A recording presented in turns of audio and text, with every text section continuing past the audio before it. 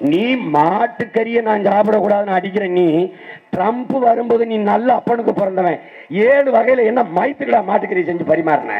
எதுக்குடா? சரியான ஆண்மகன் இல்லைங்க, நாங்க மாட தெய்வமா வணங்குறவங்க, no Trump, no no beef. நீ சொல்லியிருக்கா? சொல்லியிருக்கா? Beef export Hindustan is number 1.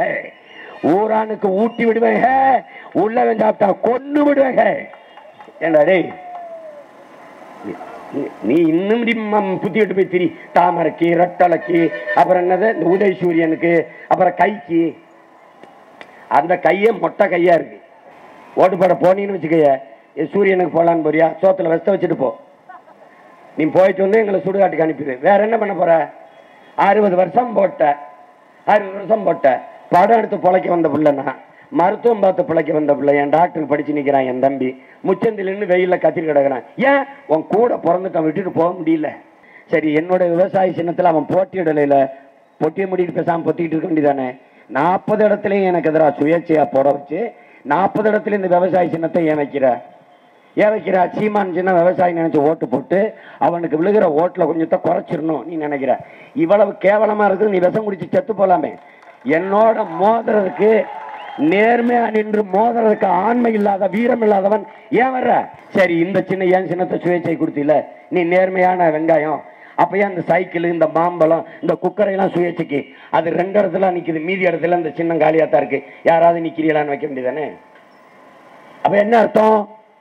என்னை பார்த்தா அவ்வளவு பயம் இருக்கும். ஐயா சுப்பிரமணிய சாமி அவங்க சொல்றாங்க, இந்த வாக்கு எந்திரத்தை தயாரிச்சு கொடுக்கிற நிறுவனம் ஜப்பான் நிறுவனத்தை போய் கேட்கிறாங்க அந்த விருதுல, இதை நீ பயன்படுத்துவியா? இந்த மிஷினை நீ தேர்தலுக்கு பயன்படுத்துவியா? இது கேள்வி. அதுக்கு அவன் சொன்னது, ஆர் யூ மேட்? நீ என்ன பைத்தியமா நான் இதை பயன்படுத்துறதுக்கு என்ன கேட்கிறேன்? அப்ப இதை பயன்படுத்துறவன்னா யாரு? பைத்தியம். வாக்கு எந்திரம் டிஜிட்டல், தட்டுனா கட கட கட கட கடன்னு எண்ணி சொல்லும். ஆனால் தேர்தலுக்கு 20 நாள் தர்ற என்றதுக்கு 44 நாள் பெட்டி ஒரு இடத்துல மூடி வைக்கிற.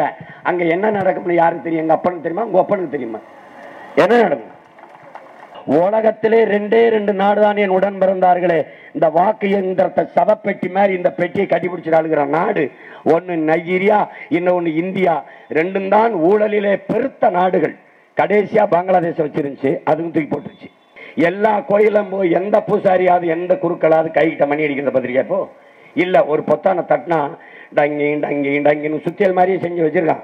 கை மாதிரியே இருக்கும். அது மணி அப்படி தொங்க டங்கி டங்கின்னு அடிக்கனா அவருக்கு கை வலிக்க கூடாதுன்னு ஒரு எந்திரத்தை கண்டுபிடிச்ச நீ, ஆளு மூலிகை கழிவு அல்றானே, அதுக்கு மாற்ற நீ ஏன் கண்டுபிடிக்கணும்? அல்றவன் ஏழுங்கிறதுனால நீ அதை பொருள்படுத்தல. டி நகர்ல ஒரு காவல்துறை அதிகாரியை நீங்க பணி நியமனம் பண்ணணும்னா, ஏன்னா வர்த்தக நகரம், அதிக வசூல் இருக்கும், அதனால அவருக்கு அந்த இடத்துல பணி நியமனம் பண்ண போஸ்டிங் போடணும்னா அதுக்கு ஒரு காசு கொடுக்கணும். நீங்க ஊழல் லஞ்ச ஒழிப்பு துறைன்னு ஒண்ணு இருக்கு, அது வேகமா நடவடிக்கை எடுக்கணும், அதுக்கு லஞ்சம் கொடுத்தா தான் நகரும். எப்படின்னா, லஞ்சம் வாங்கினேன் கைது செய்தார்கள், கொடுத்தேன் விடுதலை செய்தார்கள். இதுதான் நாடு. முயற்சி எடுக்க வேணும், முடிவு பண்ணி பார்க்க வேணும். ஏன் மக்கள் எல்லாம் ஒன்னா சேர்ந்து ராசாக்கா, மைக்கு சின்னத்தில வாக்களிக்கணும் ஐயாக்கா, மைக்கு சின்னத்தில ஓட்டு போடணும் ஐயாக்கா. எங்களின் உயிரோடும் உணர்வோடும் கலந்து வாழுகின்ற அன்பு உறவுகள் அனைவருக்கும் வணக்கம்.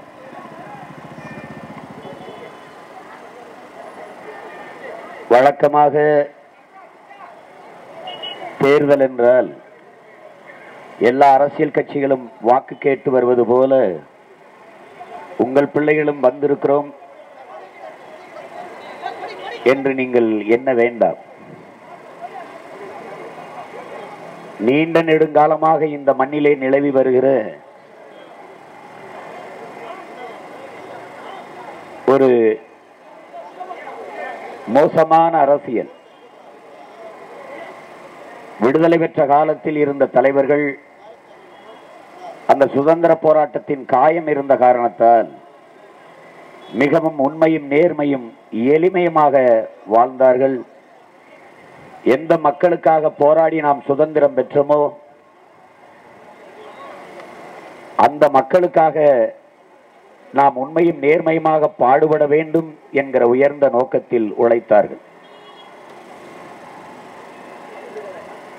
குறிப்பாக இந்த மண்ணிலே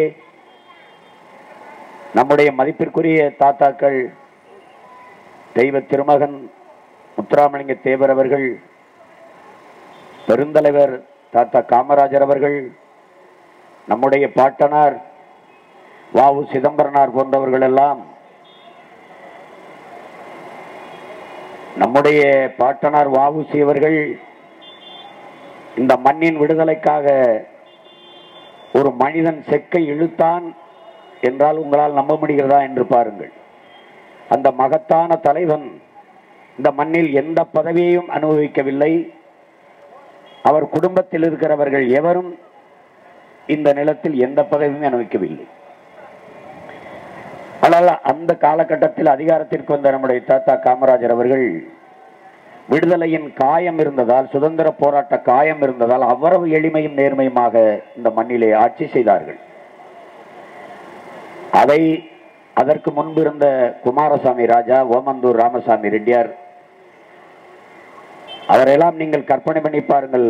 ஓமந்தூரார், அவர் பெயரிலே மருத்துவமனை இருக்கிறது.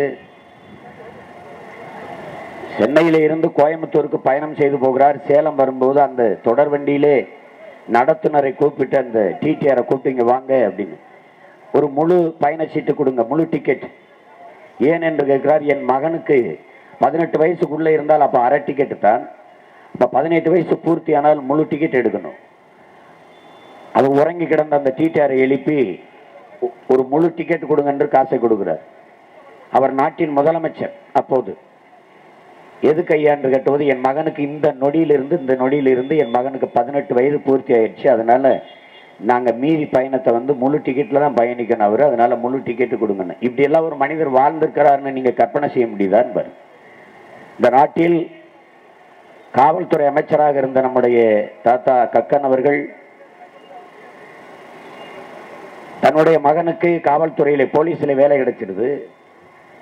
அவர் ஓடி போய் அப்பாவிடம் சொன்னால் மகிழ்ச்சி அடைவார் என்று, அப்பா நான் போலீஸில் சேர்ந்துட்டேன்னு. வேணாம் ஐயா, நான் ரெக்கமெண்ட் பண்ணி தான் உனக்கு, நான் முன்மொழிஞ்சு தான் இந்த பதவி கிடைச்சதுன்னு ஒரு விமர்சனம் வரும், அந்த வேலை வேணான்னு எழுதி கொடுத்துடு. அமைச்சர் அரசு பேருந்தில் பயணம் செஞ்சார் கடைசி வரைக்கும், உங்களால் நம்ப முடியுதா? உடல் நலம் நலிவுற்று உடல் நலிந்து மரணப்படுக்கையில் இருக்கும்போது அரசு மருத்துவமனையிலே படுத்திருந்தார் என்பது உங்களால் நம்ப முடியுதா என்று பாருங்கள். இன்னொரு தாத்தா ஜீவானந்தம் சேலத்திலே மாநாடு, கம்யூனிஸ்ட் கட்சி மாநாடு முடிச்சு திரும்புகிற போது வழியிலே தொடர் வண்டியில இறங்கும் போது தோழர் ஒருவர் குரு எதிரே வருகிறார். பசியாக இருக்குது, தேநீர் சாப்பிடலாமா, டீ குடிக்கலாமான்னு. குடிக்கலாம், ஒரு டீயை குடிச்சு இன்னும் ஒரு டீ சொல்லுங்க. ஏன் என்ன பசிக்குது அப்படின்றது. பசிக்குன்னு சாப்பிட வேண்டியதாலே அப்படின்னு. காசு இல்லை அப்படின்றது. அது என்ன தோல்ல பெரிய மூட்டை, அது பணம் அப்படின்றது. அப்ப அந்த பணம்தார்கள் எடுத்து சாப்பிட வேண்டியதானே. சரி, அது எப்படி, அது தோழர்கள் கட்சிக்கு கொடுத்த காசு, அதை எடுத்து எப்படி நம்ம சாப்பிடுறது அப்படின்னு. இப்படியெல்லாம் நமது முன்னவர்கள் இருந்தார்கள் என்று உங்களால் நம்ப முடியுதா பாருங்க.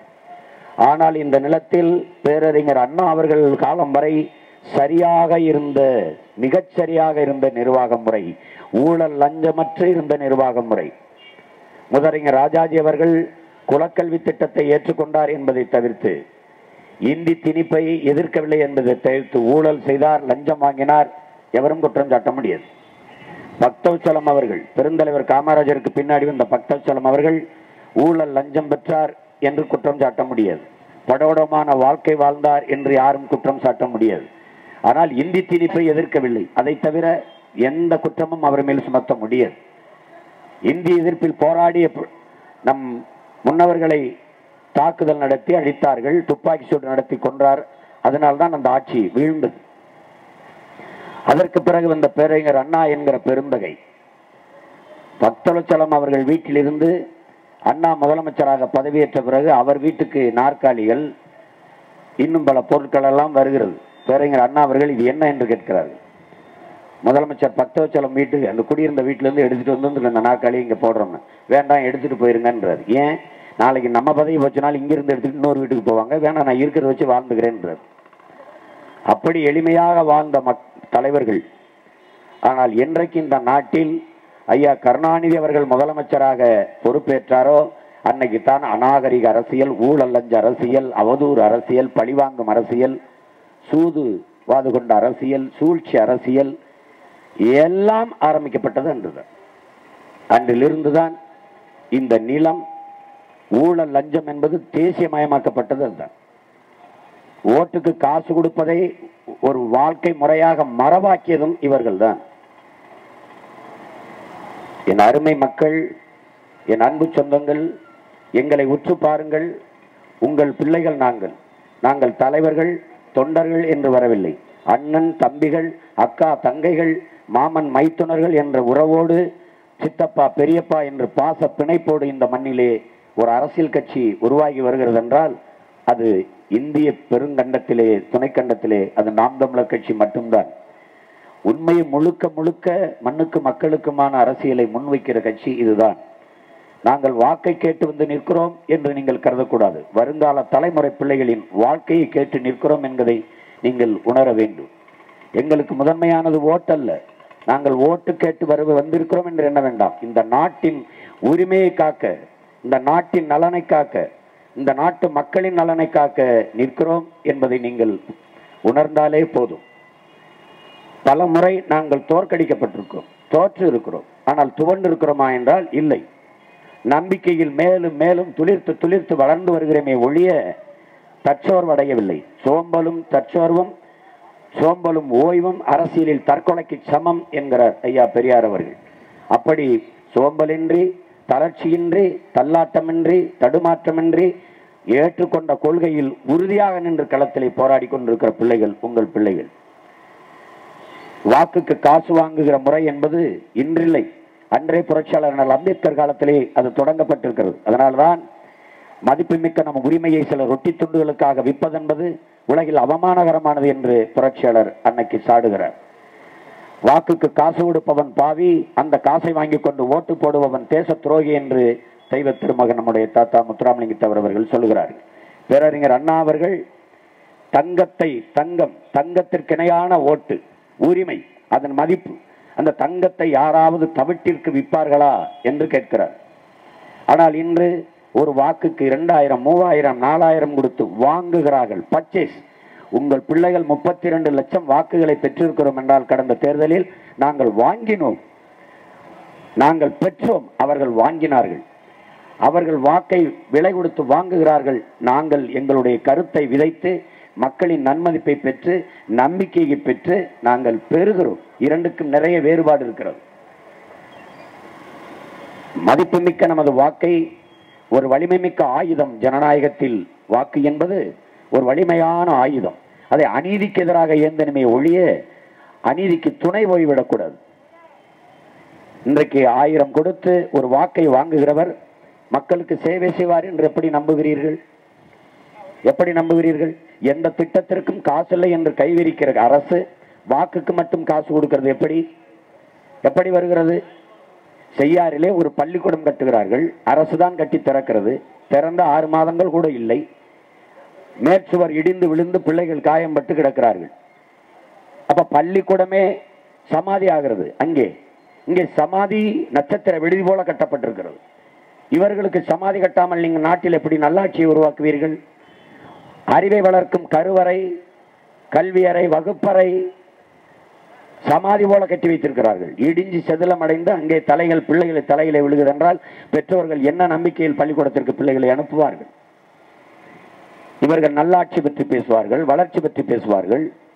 தெருவுக்கு 2 படிப்பகம் இருந்தால் அறிவார்ந்த சமூகமாக அது வளரும். தெருவுக்கு 2 குடிப்பகம் இந்த டாஸ்மார்க் இருந்தால் அந்த சமூகம் எப்படிப்பட்ட சமூகமாக வளரும் என்பதை நீங்கள் என் அன்பு சொந்தங்கள் சிந்தித்து பார்க்கணும். ஒரு குற்றம் செய்கிறார் என்றால் குற்றவாளிகளை பட்டியலை எடுத்தீர்கள் என்றால் 100 பேர் எண்ணினீர்கள் என்றால் 100 பேரில் 99 பேர் நிறைந்த மது போதையில் அல்லது ஏதோ ஒரு போதையில் தான் அந்த குற்றச் செயலை செய்திருப்பார். அப்படி என்றால் குற்றவாளிகளை உருவாக்குகிற ஒரு சமூகமாக இருக்கிறது. சிந்தனை என்பது சமூகத்தின் விளைச்சல். ஒருவன் ஒரு கொலை செய்கிறான், ஒரு பாலியல் வன்கொடுமையில் ஈடுபடுகிறான், ஒரு திருடுகிறான், ஒரு கொள்ளையடிக்கிறான், இந்த மாதிரி பெரும் குற்றச் செயல்களில் ஈடுபடுவதற்கு காரணம் சமூகத்தின் விளைச்சல் தான். அவன் குற்றம் செய்ய நானும் பொறுப்பு, நீங்களும் பொறுப்பு. அப்படி என்றால் ஒரு நாட்டிலே காவல்துறைக்கு அதிக மதிப்பு இருக்கிறது என்றால் அந்த நாட்டில் குற்றவாளிகள் பெருகிக் கொண்டிருக்கிறார்கள் என்று பொருள். ஒரு நாட்டிலே மருத்துவர்கள் டாக்டர் படிப்புக்குத்தான் மரியாதை இருக்குது என்று நீங்கள் கருதினால் எண்ணினால் அந்த நாட்டிலே நோயாளிகள் அதிகரித்துக் கொண்டிருக்கிறார்கள் என்று பொருள். ஒரு நாட்டிலே ஆசிரியர் பெருமக்களுக்கு அதிக மதிப்பு இருக்கிறது என்றால் அந்த நாடு அறிவார்ந்த சமூகமாக வளர்ந்து வருகிறது என்று அர்த்தம். அறிவை தேடி ஓடுங்கள், நாளைய வரலாறு உங்கள் நிழலை தேடி ஓடி வரும் என்கிறார் புரட்சியாளர் அண்ணல் அம்பேத்கர் அவர்கள். அப்படி அறிவை தேடி ஓடுகிற சமூகமாக இந்த சமூகம் வர வேண்டும் என்றால் ஆசிரியர்களுக்கு அளப்பெரிய மதிப்பு இருக்க வேண்டும். உலகத்திலே கல்வியிலே முதல் இடத்திலே இருக்கிற நாடு தென்கொரியா, இரண்டாவது இடத்தில் இருக்கிற நாடு ஜப்பான், மூணாவது இடத்திலே இருக்கிற நாடு சிங்கப்பூர். சிங்கப்பூரின் நிலப்பரப்பில் அளவு என்ன? சென்னையில் பாதி கூட இருக்காது. சென்னை அளவுக்கு இருக்கும். ஒரு மாவட்ட அளவுக்கே இருக்கிற ஒரு நாடு உலகத்தில் கல்வியில் மூன்றாவது இடத்திலே இருக்கிறது. உலகத்தின் எல்லா நாட்டு இளைஞர்களுக்கும் வேலை கொடுக்கிறது. எந்த வளமும் இல்லை கடலை தவிர. மரங்கள் கூட என் அன்பு தம்பி தங்கைகளே வேற நாட்டில் கப்பலில் இருந்து எடுத்துட்டு வந்து வேரோட தான் நடுவார்கள். அவ்வளவு ஒழுங்கு, அவ்வளவு ஒழுக்கம், அவ்வளவு சட்டம் ஒழுங்கு, அவ்வளவு நேர்மை. ஒரு சின்ன நாடு. உலகத்தின் தீண்டப்படாத நகரங்களாக, நாடுகளாக, பகுதிகளாக இருந்த மலேசியா, சிங்கப்பூர் இன்னைக்கு ஜாய்ஃபுல் சிங்கப்பூர், கலர்ஃபுல் மலேசியா என்று பாடுகிற அளவிற்கு அவர்கள் வளர்ந்திருக்கிறார்கள் என்றால் எழிலார்ந்த நாடுகளாக, வளர்ந்த நாடுகளாக வந்திருக்கிறது என்றால் அங்கே லீ குவான் யூ என்ற ஒரு தன்னலமற்ற அன்பான சர்வாதிகாரி செதுக்கினான் அந்த நாட்டை. ஒரு சிற்பி போல இருந்து உருவாக்கினான். ஆனால் இங்க அப்படி இல்லை. நம்முடைய தமிழ் அறிவியலின் பெருமைமிகு அடையாளமாக இருக்கிற அப்துல் கலாம் அவர்கள் உலகில் எந்த நாட்டிற்கு போனாலும் அந்த நாட்டின் சட்டத்திட்டத்தை அப்படியே கடைபிடிக்கிற என் நாட்டு மக்கள் சொந்த நாட்டிற்கு வந்தால் எந்த சட்டத்தையும் கடைபிடிப்பதில்லை. சாலையிலே சிறுநீர் கழிப்பது, குடித்துவிட்டு போத்தலை உடைப்பது, சாலை விதிகளில் அறவே மதிப்பதில்லை. அப்படி எந்த சட்டம், எந்த சட்ட வரையறையும் கடைபிடிப்பதில்லை. காரணம் அளவு கடந்த சுதந்திரம். கட்டுப்பாடற்ற சுதந்திரமும் சுதந்திரமற்ற கட்டுப்பாடும் சரியா வராது. இந்த ஒழுங்கு இல்லை. தலைவனிலிருந்து தொடங்க வேண்டும். தலைவன் ஊழல் லஞ்சம் பெற சொல்கிறான் என்றால் எவ்வளவு வசூல் வர வேண்டும், இந்த அமைச்சர் இந்த இலாக்காவில் இவ்வளவு தர வேண்டும் என்றால் அவன் கையெழுத்தான் செய்வான். எத்தனை அமைச்சர்கள், சீமான் நீ பேசுறது சரிதான், ஆனால் இதை எப்படி சரி செய்வாய்? நான் சிறையிலே இருந்தேன். ஏறக்குறைய எல்லா சிறைகளிலும் நான் இருந்திருக்கிறேன். கொலை செய்து விட்டு அல்ல, கொள்ளையடித்து விட்டு இல்லை, என் மக்களுக்காக போராடி போராடி பல காலங்கள் சிறையிலே இருந்தேன். அப்படி சிறையிலே இருக்கிற போது கோழி கறி போட்டார்கள். கோழி கறி என்றால் நீங்கள் கறி என்று நினைத்துக்கூடாது. கழுத்து, இறக்கை, காலு. அங்கே இருக்கிற சிறைக்கதிகளை என்னை கூட்டிக்கிட்டு போய், அண்ணா பாருங்கள் இதையெல்லாம் போடுகிறார்கள், நாங்கள் எப்படி சாப்பிடுவது என்று நான் அதிகாரிகளிடம் கேட்டபோது என்னை தனியாக அழைத்து கொண்டு போய், உங்களுக்கு ஏதாவது வேணுமானால் சொல்லுங்க ஐயா, நாங்கள் செஞ்சு தாரோம், இதை தலையிடாதீங்க. ஏன்னா மாதம் 1 லட்ச ரூபா நாங்கள்லாம் கொடுக்கணுங்கய்யா, இல்லைன்னா எங்கள் கை காசு தான் கொடுக்கணும். கவர்மெண்ட் எப்படி இருக்கு பாருங்க. டி நகர்ல ஒரு காவல்துறை அதிகாரியை நீங்க பணி நியமனம் பண்ணணும்னா, ஏன்னா வர்த்தக நகரம், அதிக வசூல் இருக்கும், அதனால அவருக்கு அந்த இடத்துல பணி நியமனம் பண்ண, போஸ்டிங் போடணும்னா அதுக்கு ஒரு காசு கொடுக்கணும். நீங்க ஊழல் லஞ்ச ஒழிப்பு துறைன்னு ஒண்ணு இருக்கு, அது வேகமா நடவடிக்கை எடுக்கணும்னா அதுக்கு லஞ்சம் கொடுத்தா தான் நகரம். அது இதுல அன்னை சிரிக்கிறதுக்கு பேசல, சிந்திக்கிறதுக்கு. நான் தம்பி படத்துல ஒரு கவிதை வச்சேன். எப்படின்னா, லஞ்சம் லஞ்சம் வாங்கினேன் கைது செய்தார்கள், கொடுத்தேன் விடுதலை செய்தார்கள். இதுதான் நாடு. இதை மாத்தணும்னா ஒரே வழிதான் இருக்கு. உச்ச நீதிமன்றத்தில் ஒரு வழக்கு வருது. ஒருத்தர் ஊழல் செஞ்சிட்டாரு. எதிர்த்து அந்த ஊழல்வாதிக்கு ஆதரவா வாதிடுற வக்கீல் மிக புகழ் பெற்றவர், ராம்ஜெத் மலானி போலன்னு வச்சுக்கிறீங்களேன், ஒரு பெரிய பெரிய வழக்கறிஞர். அவர்கிட்ட நீதிபதி கேட்கிறாரு, நீங்க இவர் ஊழல் செஞ்சிருக்காருன்னு தெரியுது, இவருக்காக நீங்க ஏத்துக்கிட்டு இந்த வழக்கை ஏற்று வாதிட வரலாமா, உங்களுக்கு இது அழகா என்று கேட்கிறாரு நீதிபதி. அதுக்கு sorry my Lord, my client, இவர் என்னுடைய இதாயிட்டார், வாதி ஆயிட்டார், நான் என்ன பண்றது, எனக்கு காசு கொடுத்துட்டாரு, வாங்கிட்டேன், அதனால நான் தவறுன்னு தெரிஞ்சாலும் நான் வாதிடுறேன்னு இந்த கோப்பு ஃபைலை தூக்கி மூடி இப்படி அடிச்சுட்டு நீதிபதி சொல்றாரு, எதுக்கு இதெல்லாம்? நாட்டில் ஊழலும் லஞ்சமும் தேசிய மயமாகி விட்டதுன்னு அறிவிச்சு விட்டு போங்க. ஊழல் லஞ்சம்லாம் சட்டம், அது சட்டப்படி குற்றம் இல்லைன்னு அறிவிச்சு விட்டு போங்க. எதுக்கு இதெல்லாம் கொண்டாந்து வழக்காக்கி நீதிமன்றத்தினுடைய நேரத்தை வீணடிக்கிறீங்கன்னு போயிட்டாரு. அதுதான் உண்மை. நம்ம ஆளு என்ன பண்ணுவா, வளர்ச்சி வளர்ச்சி கேட்கும்போது காதுல ஏதோ வளர்ச்சி வளர்ச்சி வளர்ச்சின்னு கேட்டுக்கிட்டே இருக்கும். வளர்ச்சினா எப்படி இருக்குன்னு உனக்கு தெரியாது. எது வளர்ச்சி, எது வளர்ச்சி? சந்திர மண்டலத்துக்கு, இங்க வர சந்திர மண்டலத்துக்கு சந்திராயம் எப்படி போகும், எப்படி மேல போகுது. எங்கால நீ சாக்கடை குழி இருக்குல்ல, உன்னுடைய மலை கழிவு இருக்குல்ல, நீ குளிச்ச கிட்ட அழுக்கு துணுக்கு தண்ணி இருக்குல்ல, அதை மூழ்கி எடுத்து சுத்தம் பண்ண ராக்கெட் இப்படி மேல போகும்போது அவன் மூக்க பிடிச்சிட்டு கீழே இறங்கிட்டு இருப்பான். இதுதான் வளர்ச்சி, உன்னுடைய வளர்ச்சி. கேவலம் கேவலம். ராக்கெட் மேல போய்கிட்டு இருக்கு. கர்நாடகாவில் விஜயபுராங்கிற ஒரு ஊர்ல ஆழ்குழாய் கிணத்துக்குள்ள விழுந்துருச்சு ஒரு குழந்தை. 20 மணி நேரமா போராட்டி இருக்காங்க. உன்னுடைய டெவலப், உன்னுடைய வளர்ச்சி. ரெண்டு இருக்கணும்டா. ஒண்ணு, குழந்தை தவறி விழுந்தா உடனே காப்பாற்றுகிற நுட்பம் இருக்கணும். இல்ல இந்த ஆழ்குழாயை பொறுப்பற்று மூடாமல் போனால் உனக்கு 10 ஆண்டு கடுங்காவல் தண்டனை, சிறை, பிணையில் வர முடியாத சிறை என்று இருந்தா அப்படி பொறுப்பற்று போவானா? குழந்தைகள் வரும், விளையாடும், இந்த இடத்தில் தவறி விட வாய்ப்பு இருக்கின்ற அடிப்படை அறிவு இவனுக்கு இருக்க வேண்டாமா? அப்ப என்ன பண்ண, மூடி வச்சுட்டு போகணும். பொறுப்பு, ரெஸ்பான்ஸ். அது இல்லாதவன் இந்த நாட்டில் இருந்தா என்ன, செத்தான போடா தூக்கல அப்படின்னு போடணும். இப்ப அந்த பிள்ளையை காப்பாற்ற போராட்டி இருக்கான். ஆனா மேல சூரியனுக்கு ஆதித்யா ராக்கெட் போயிட்டு இருக்கு. ஆதித்யான ராக்கெட் போயிட்டு இருக்கு. அது வெற்றிகரமா போகணும்னா இங்க இருக்கிற ஆகப்பெரும் தலைவர்கள், அறிவாளிகள் இருக்கிறாங்க. இப்ப ஐயா மோடி மாதிரி அந்த மாதிரி தலைவர்களை அந்த ராக்கெட்ல ஏற்றி விட்டா சீக்கிரம் போய் வேலை முடியும். நீ நினைச்சுக்கிட்டு இருக்க இது ஒரு நாடு, இந்த தேர்தல்லாம் நேர்மையா நடக்குதுன்னு நீ நினைச்சுக்கிட்டு இருக்க. இந்த ரோட்ல நீ அப்பாவை மருத்துவமனையில் சேர்த்துட்டு டிஸ்சார்ஜ் பண்ணி கூட்டி வர்றதுக்கு காசு எடுத்துட்டு போனீங்கன்னு வச்சுக்க, அந்த பிளைங் கார்டுன்னு ஒருத்தர் இருப்பான், குவாடுன்னு. அவன் இந்த பறக்கும் படைன்னு ஒரு பரதேசி படை, அந்த படை என்ன பண்ணுவான், அந்த காசை பறிச்சுக்கிடுவான். நீ மளிகை கடைக்கு சாமான் அவங்க கொண்டு போவ, அந்த காசை பறிச்சுக்கிடுவான். தங்கச்சி கல்யாணம் நகை வாங்கலாம்னு போவ, அந்த காசை பறிச்சுக்கிடுவான். ஆனா தெருவுக்குள்ள 100 கோடியை பதுக்கி வச்சு ராத்திரிக்கு திருட்டு கோழி பிடிக்க வந்த மாதிரி இருட்டில் பயலுக 500 500 500 கொடுத்துக்கிட்டு இருப்பான். அதை கண்டுக்க மாட்டான். ஏன்? தெரிஞ்சே விடுவான். ஏன்? இந்த தேர்தல் ஆணையமே தி பெஸ்ட் டிராமா குரூப், சிறந்த நாடக கம்பெனி. இல்லைன்னு சொல்லு. ரோட்ல போற அப்பாவி மக்களை மடக்கி மடக்கி பிடிச்சு காசு எடுக்கும். ஆனால் இந்த தொகுதியில் காசு கொடுக்கப்படுவது தெரிஞ்சும் அனுமதிக்கும். இங்க எங்க நேர்மை இருக்கு? எங்க நேர்மை இருக்கு சொல்லு? எங்க நேர்மை இருக்கு? எங்க நேர்மை இருக்கு? நேர்மையா தேர்தல் நடக்குதா? நடக்குதா? இப்ப என் சின்னத்தை எடுத்துட்ட, விவசாய சின்னத்தை எடுத்துட்ட, சரி எடுத்துட்ட, விடு, எடுத்துட்ட.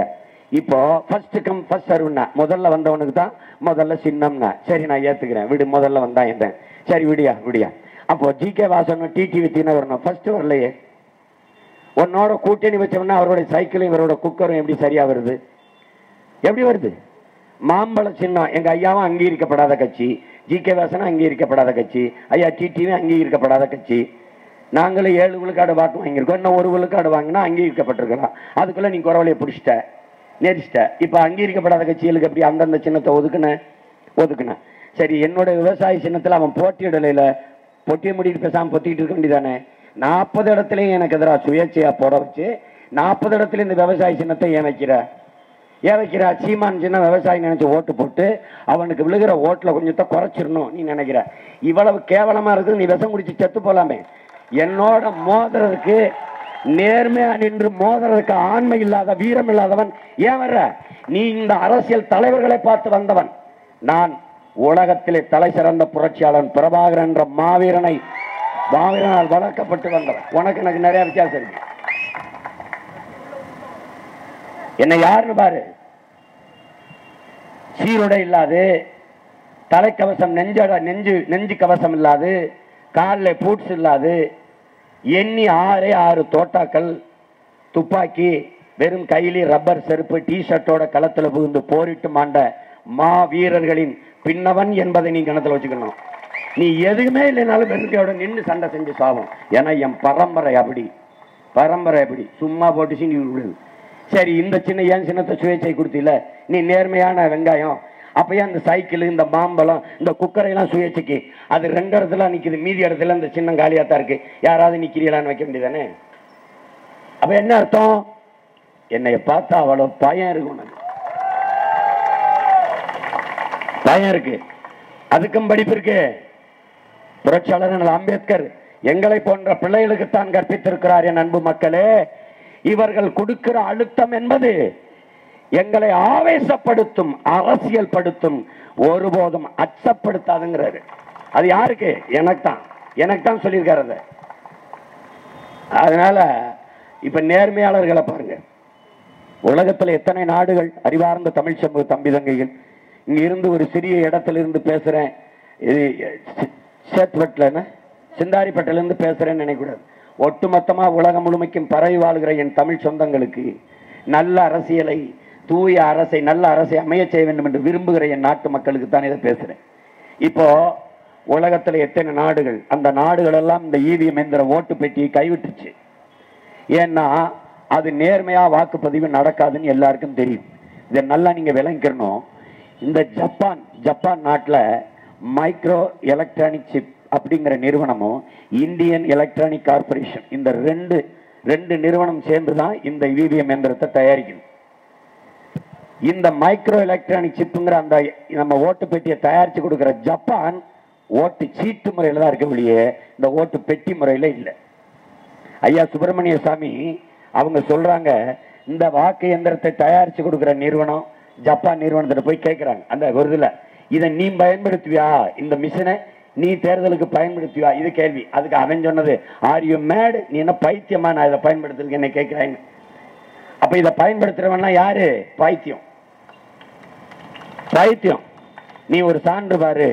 அமெரிக்கா எவ்வளவு பெரிய நாடு, அவனே நான் டிஜிட்டல் அமெரிக்கான்னு பீத்திக்கல. டிஜிட்டல் உன்னை மாதிரி டிஜிட்டல் இந்தியா, எண்ணியல் இந்தியா எல்லாம் பீத்திக்கல. அவன் பெருமை பேசல. 50 மாகாணம் வச்சிருக்கான். 50 மாகாணம். 50 மாகாணத்துலயும் நேர வித்தியாசம் இருக்கு. எப்படின்னா இப்ப நமக்கு 11:15, அவனுக்கு 11:30, அவனுக்கு 11:45, அவனுக்கு 12, அப்படி நேர அளவு மாறுபடுது. காலையில 6 மணிக்கு வாக்குப்பதிவு, மாலை 6 மணிக்கு முடிச்சிருவான். முடிச்சுட்டு கைகிட்டே எண்ணுவான். ஏன்? இவ்வளவு விஞ்ஞான வளர்ச்சியில் இருக்கிற அமெரிக்கா வாக்கு எந்திரத்தை பயன்படுத்தாம வாக்கு சீட்டு முறையில தான் பதிவு செய்யுது.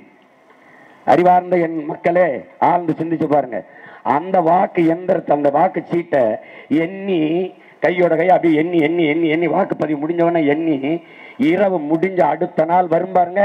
அப்ப இவன் தான் அமெரிக்கன் பிரசிடென்ட் இந்தா அப்படின்னு ஏறி பேச விட்டுறான். அப்படிதான் ட்ரம்ப்பும் பேசினா, அப்படிதான் ஒபாமாவும் பேசினாரு, அப்படிதான் இப்ப பைடனும் பேசினாரு. சரியா எண்ணி அந்த இரவு முடிந்த அடுத்த நாள் தொடங்கும் போது அமெரிக்கன் பிரசிடென்ட் இவன் தான் அறிவிச்சு விட்டுருவான். ஆனா நீ வாக்கு எந்திரம் டிஜிட்டல் தட்டுனா கட கட கட கட கடன்னு எண்ணி சொல்லும். ஆனால் தேர்தலுக்கு 20 நாள் தர்ற என்றதுக்கு 44 நாள் பெட்டி ஒரு இடத்துல மூடி வைக்கிற. அங்க என்ன நடக்கும்னு யாருக்கு தெரியும்? எங்க அப்பனுக்கு தெரியுமா? உங்க அப்பனுக்கு தெரியுமா? என்ன நடக்கும்? என்னது? அந்த எந்திரத்துக்குள்ள ஒண்ணும் செய்ய முடியாதுன்ற. உலகத்திலே 2 நாடு தான் என் உடன் பிறந்தார்களே இந்த வாக்கு எந்திரத்தை சவப்பெட்டி மாதிரி இந்த பெட்டியை கட்டிபிடிச்சிட்டு ஆளுகிற நாடு. ஒன்னு நைஜீரியா, இன்னொன்னு இந்தியா. 2 தான் ஊழலிலே பெருத்த நாடுகள். கடைசியா பங்களாதேஷ் வச்சிருந்துச்சு, அதுவும் தூக்கி போட்டுருச்சு. கடைசியா போன எலெக்ஷன், இந்த பிரதமர் தேர்தலுக்கு வாக்கு எந்திரம் இல்ல, வாக்கு சீட்டு தான். இவன் பாரு, அமெரிக்கா மனித கழிவை நீ தட்டிப்பாரு, அண்ணன் பொய்சரன்னு நினைக்கலாம். நீ வலையொலியில போய் அமெரிக்கா இந்த ட்ரைனேஜுக்குள்ள இருக்கிற கழிவை அள்ளுறதுக்கு எந்திரம் வச்சிருக்கு. தட்டினா அது போய் அப்படியே அள்ளிட்டு வருது. எந்த ஓட்ட கைகிட்ட போடுறான், கழிவை எந்திரம் அள்ளுது. இங்க கழிவை நான் அள்ளுறேன், வாக்க மிஷின் போடுது. இதாண்டா இந்தியாவின் வளர்ச்சி. ஏய், அவன் மணி அடிக்கிறதுக்கு கை வலிக்கும்ட்டு எல்லா கோயிலும் போய் எந்த பூசாரியாவது எந்த குருக்களாவது கைகிட்ட மணி அடிக்கிறத பத்திரிக்கா? இப்போ இல்ல, ஒரு பொத்தான தட்டினா டங்கி டங்கி டங்கின்னு சுத்தியல் மாதிரியே செஞ்சு வச்சிருக்கான். கை மாதிரியே இருக்கும். அது மணி அப்படி தொங்க டங்கி டங்கின்னு அடிக்கனா அவருக்கு கை வலிக்க கூடாதுன்னு ஒரு எந்திரத்தை கண்டுபிடிச்ச நீ ஆளு மூலிகை கழிவு அல்றானே, அதுக்கு மாற்ற நீ ஏன் கண்டுபிடிக்கணும்? அல்றவன் ஏழுங்கிறதுனால நீ அதை பொருள்படுத்தல. எப்படி இப்ப உங்க பிள்ளைகள்ட்ட அதிகாரம் தான் என்ன பண்ணுவோம்? போடா அமெரிக்கா, அந்த நூற்பயனடா கொண்டாடா, இங்க வாங்கடா போடுற. அதானே? நீ மாட்டுக்கறியை நான் சாப்பிடக்கூடாதுன்னு அடிக்கிற நீ, ட்ரம்ப் வரும்போது நீ நல்ல அப்பனுக்கு பிறந்தவன் 7 வகையில என்ன மைத்துக்கடா மாட்டுக்கறி செஞ்சு பரிமாறின? எதுக்குடா? சரியான ஆண்மகன் இல்லைங்க, நாங்க மாட தெய்வமா வணங்குறவங்க. No Trump, no beef. நீ சொல்லியிருக்கா? சொல்லியிருக்கா? அங்க உட்காந்துட்டு நல்லா இருக்கா, சாப்பிடுங்க 7 வகையில மாட்டுக்கறி, மட்டன் நான் சாப்பிட்டா बीफ एक्सपोर्ट है, हिंदुस्तान इस नंबर 1 है, ஊரானுக்கு ஊட்டி விடுவேங்க, உள்ளவன் சாப்பிட்டா கொண்டு விடுவேங்க. ஏண்டா டேய், நீ இன்னும் புத்திட்டு போய் திரி, தாமரைக்கு ரெட்டலைக்கு அப்புறம் என்னது இந்த உதய சூரியனுக்கு அப்புறம் கைக்கு, அந்த கையே மொட்டை கையா இருக்கு, அது அது ஒரு இன்னும் நீ மானங்கட்டு போய் இந்த காங்கிரஸுக்கு போட்டு பிஜேபிக்கு போட்டு எங்களை தூக்கி நடு ரோட்ல போட்டு இன்னும் ஒரு தடவை போட்டின்னு வச்சுக்க, ஒரு ரிக்வஸ்ட்டுங்கிற தூக்கி எங்களை நேரம் சுடுகாட்டில் போட்டு அவனுக்கு ஓட்டை போட்டு போ. ஓட்டு போட போனீன்னு வச்சுக்கைய, சூரியனுக்கு போகலான்னு போறியா, சோத்துல வெஸ்த வச்சுட்டு போ. நீ போயிட்டு வந்து எங்களை சுடுகாட்டுக்கு அனுப்பிடு. வேற என்ன பண்ண போற? 60 வருஷம் போட்ட, 60 வருஷம் போட்ட, படம் எடுத்து பிழைக்க வந்த பிள்ளைனா, மருத்துவம் பார்த்து பிழைக்க வந்த பிள்ளை, என் டாக்டருக்கு படிச்சு நிற்கிறான் என் தம்பி, முச்சந்திலிருந்து வெயில கத்திரி கிடக்குறான். ஏன்? உன் கூட பிறந்துட்டான், விட்டுட்டு போக முடியல. நீ எக்கேடு கட்டா எனக்கு என்னன்னு போக முடியல. இங்க கட்டமைக்கிற வளர்ச்சியை நீ நல்லா கவனிச்சுக்க. நீ ஆழ்ந்து பாரு. என் அண்ணன் தம்பி அக்கா தங்கச்சி என் பெரியப்பன் சித்தப்பன் என்ன தாய்மார்கள் என்னை பெற்ற அம்மா அப்பாக்கள் யோசிங்க. நம்ம தங்கச்சி நம்ம பிள்ளை மூக்குத்தி நீட்டு தேர்வு எழுத போறா பாருங்க. நீட்டு தேர்வு மூக்குத்தி எவ்வளவு பெருசு இருக்கும் நீங்க நினைங்க? மூக்குத்தி எவ்வளவு பெருசுப்பா? அதுக்கு உள்ள பிட்ட கொண்டு போய் எழுதிரும்னு நம்ப சொல்றாங்க. நீ நம்புற? ஒவ்வொரு தேர்வு அரங்கத்துக்குள்ளும் தேர்வு அரங்கத்துக்குள் உள்நுழையும் போதும் நம்ம பிள்ளைகளை தலைமுடிய அவங்க சொல்றான், தோட கலட்டுறான், மூக்குத்திய கலட்டுறான், உள்ளாடைகளை கலட்டுறான். ஏன்னா பிட்டு கொண்டு போயிருவோம்ன்றான். இந்த மூக்குத்திக்குள் பிட்டை கொண்டு போய் எழுதி விடுவார்கள் இவர்கள் என்று நம்ப சொல்லுகிற இந்த நாடுதான் இந்த ஓட்டு பெட்டிக்குள்ள ஒன்னும் செய்ய முடியாது நம்புங்குது. இந்த ஆழ்ந்து சிந்திச்சு பார்க்கணும். அப்போ இது எப்படி எப்படி நம்புறதுன்னா, அதான் சத்தியம் தொலைக்காட்சியில ஒரு கேரளாவில இருந்து ஒருத்தர் வந்து நிரூபிச்சு காட்டுறாரு, இந்த மாதிரி இப்படி எல்லாம் ஏமாத்தலான்ட்டு. இப்ப நீ நல்லா ஒண்ணு கேளு. நான் சீமான் எங்க அம்மாவோட என் ஊர் அரணையூருக்கு போன்ல பேசுறேன்னு வச்சுங்க, அம்மா எப்படி இருக்கீங்கன்னு. இதை டெல்லியில இருந்து பதிவு பண்றானா இல்லையா? நான் யாரோட பேசுறேங்கிறத இங்க தமிழ்நாடு அரசும் சரி டெல்லி கவர்மெண்ட் சரி பதிவு பண்ணுதா இல்லையா? பதிவு பண்ணுது. எங்கிருந்து பதிவு பண்ணுது? எங்கிருந்தோ பதிவு பண்ணுது.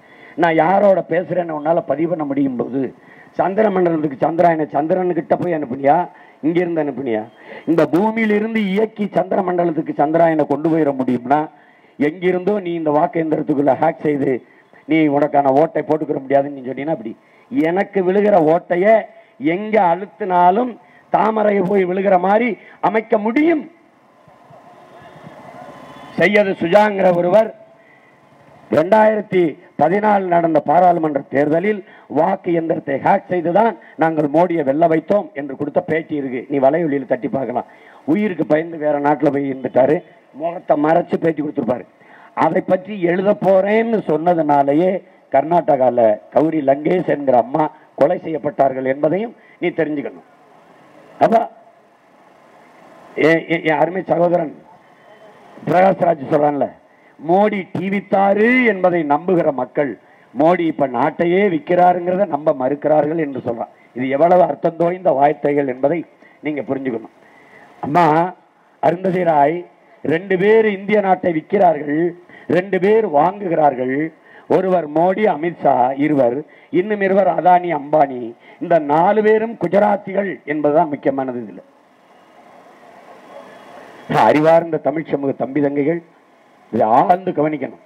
வாக்கு எந்திரத்தை பயன்படுத்தும் போது விவிபேடை என்ன, அதுக்கப்புறம் இந்த ஓட்டை என்ன என்ற கருத்தை உள்வைத்துக் கொண்டு வாக்கு எண்ணும் போது பொதுவான மக்கள் வாக்கு போட்டுவிட்டு வெறுமனை வந்து விடாமல் வாக்கு எண்ணுவதும் முக்கியம். ஜோசப் ஸ்டாலின் என்கிற ரஷ்ய அதிபர், நீங்க ஸ்டாலின் ஒன்னும் இவரை நினைச்சுக்க கூடாது, ரஷ்ய அதிபர் ஜோசப் ஸ்டாலின் சொல்றாரு, ஓட்டு போடுபவன் அல்லடா வெற்றியை தீர்மானிப்பது, தேர்தல் வெற்றியை வாக்கை ஓட்டை எண்ணுகிறவன் தாண்டா தீர்மானிக்கிறார். அந்த எண்ணுகிற இடத்தில் நாம் எச்சரிக்கையாக இல்லை என்றால் தோற்று விடுவோம். எனவே அறிவார்ந்த என் இன சொந்தங்கள், என் அன்பு மக்கள், உங்கள் மதிப்புக்குரிய வாக்குகளை மாற்றத்தை விரும்பி நிற்கிறவரா நீங்கள் என்றால், விரும்புவர் என்றால் மாற்றுக்காக நிற்கிற பிள்ளைகள் நாங்கள் தான். நீங்கள் ஆழ்ந்து பாருங்கள், கூர்ந்து கவனிங்கள்.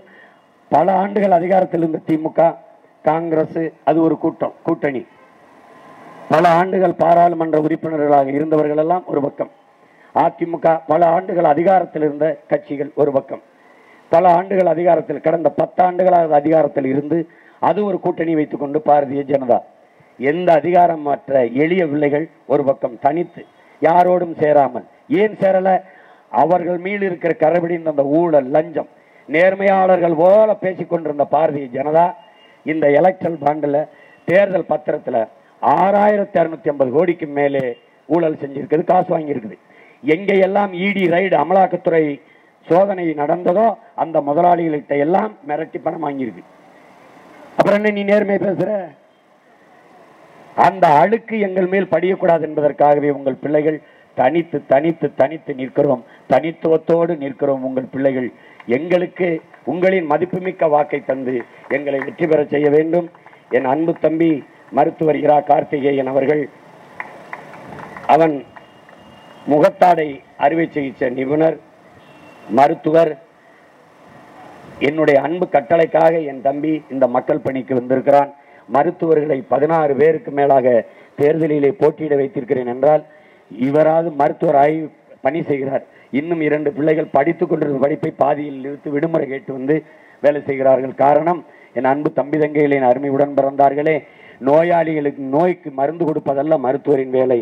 நோயாளிகளே உருவாகாத ஒரு சமூகத்தை உருவாக்குவதுதான் மருத்துவர்களின் கடமை, வேலை என்பதை உணர்ந்து அவர்கள் இதுவரை செய்தது தேக நலனுக்கான மருத்துவம், இனிமேல் தேச நலனுக்காக மருத்துவம் செய்ய வேண்டும் என்பதற்காக வந்திருக்கிறார்கள். இந்த பிள்ளைகள் இதுவரைக்கும் இருந்த ஐயா தயாநிதி மாறனை எடுத்துக்கொள்ளுங்கள். எத்தனை முறை இந்திய நாடாளுமன்றத்திற்குள் உறுப்பினராக சென்றிருக்கிறார். எந்த பிரச்சனைக்கு, உங்கள் பிரச்சனை, மத்திய சட்டை பிரச்சனைக்காக அவர் பேசியிருக்கிறார் அல்லது தீர்த்திருக்கிறார்கள்?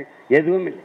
இப்போதும் நீங்கள் அனுப்பினீர்களால் அடுத்த 5 ஆண்டு உங்கள் ஆயுளில், உங்கள் வாழ்நாளில் குறையுமே ஒழிய ஒரு குறையும் தீரப்போவதில்லை. அதே தான் நடக்கும். வட சென்னையில் ஐயா ஆற்காடு வீராசாமி பையன், அவர் போய் என்னாச்சு? வட சென்னையில் ஒரு பிரச்சனை இல்லையா? அம்மோனியா கசிஞ்சு வந்தது, தொழிற்சாலை எண்ணெய் கொட்டினான், எல்லாம் நான் கழிவை கொட்டி விட்டு போனேன், எண்ணெய் கொட்டி விட்டுனான். நான் தான் போய் கத்திக்கிட்டு இல்லையா? அவர் ஒரு பக்கம் ஒரு நாளும் வந்து பார்க்கல. அப்போ நீங்கள் உங்களுக்கானவர்கள் இதில் யார்? உங்களோடு நிற்கப் போவது யார்? நின்றவர்கள் யார் என்பதை புரிந்து கொண்டு உங்களின் மதிப்புமிக்க வாக்கை எங்களுக்கு தர வேண்டும். என் அன்பு தம்பி மருத்துவர் இரா கார்த்திகேயன் அவர்களுக்கு இந்த மைக் சின்னத்திலே வாக்கு செலுத்தி நீங்கள் வெற்றி பெற செய்ய வேண்டும். இந்த மைக் உண்மைக்கு, நேர்மைக்கு, தூய்மைக்கு, எளிமைக்கு, மக்களின் நன்மைக்கு, எல்லாவற்றையும் மாற்ற துடிக்கும் எளிய தலைமைக்கு ஒரே சின்னம், மைக்கு சின்னம். அது ஐயா ஸ்டாலின் ஆகட்டும், ஐயா மோடி ஆகட்டும், ஐயா எடப்பாடி ஆகட்டும், தம்பி அண்ணாமலை ஆகட்டும், யாரா இருந்தாலும் அவங்க சின்னத்துக்கு ஓட்டு கேட்கலாம். ஏன் சின்னம் இல்லாம எவரும் கேட்க முடியாது. அதனால மறக்காமல் என் அன்பு மக்கள், என் அருமை உடன் பிறந்தார்கள், நான் பெரிதும் நம்பி நிற்கிற இந்த நாட்டு மக்கள் எங்களுக்கு உங்கள் மதிப்புமிக்க வாக்கை தர வேண்டும். முயற்சியை எடுக்க வேணும், முடிவு பண்ணி பார்க்க வேணும். முயற்சியை எடுக்க வேணும், முடிவு பண்ணி பார்க்க வேணும். ஏன் மக்கள் எல்லாம் ஒன்னா சேர்ந்து ராசாக்கா மைக்கு சின்னத்தில வாக்களிக்கணும் ஐயாக்கா, மைக்கு சின்னத்தில ஓட்டு போடணும் ஐயாக்கா. ஏன் மாற்றம் வரணும் பாரு, மாற்றம் வரணும் பாரு, நாட்டு மக்கள் நலனிலே நோக்கம் இருக்கும் பாரு. அந்த எண்ணமுள்ள சின்னத்துக்கு ராசாக்கா நாம எல்லாருமே ஓட்டு போடணும் ஐயாக்கா. உங்கள் மதிப்புமிக்க வாக்கை மைக்கு சின்னத்திலே தந்து என் உயிர் தம்பி, என் 6 உயிர் இளவன், ஆற்றல் மிக்க இளைஞன் கார்த்திகேயன் அவர்களுக்கு மைக் சின்னத்திலே வாக்கு செலுத்தி வெற்றி பெற செய்யுங்கள். புரட்சி எப்போதும் வெல்லும். உங்கள் பிள்ளைகள் எங்களின் வெற்றி அதை சொல்லும். எங்களின் இலக்கு ஒன்றுதான், எம் இனத்தின் விடுதலை. இனம் ஒன்றாவோம், இலக்கை வென்றாவோம். தமிழ்தாய் வாழ்க, தலைவர் பிரபாகரன் வாழ்க, நாம் தமிழர்.